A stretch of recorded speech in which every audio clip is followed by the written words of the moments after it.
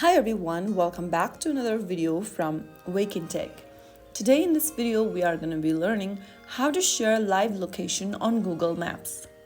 To let friends or family track your movement in real time, you can simply share your live location. So first of all, open the Google Maps application on your device and then tap on your profile icon at the top right corner.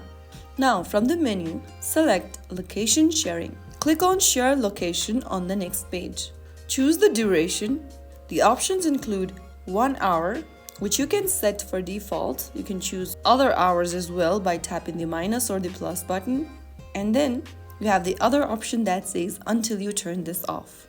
Simply use the plus and minus button to adjust the time, and once you are done, if the person is in your Google contacts, simply go ahead and tap their name. You can also copy this to your clipboard. To do so, tap on More Options and click on Copy and share the link via WhatsApp, messages, email, etc.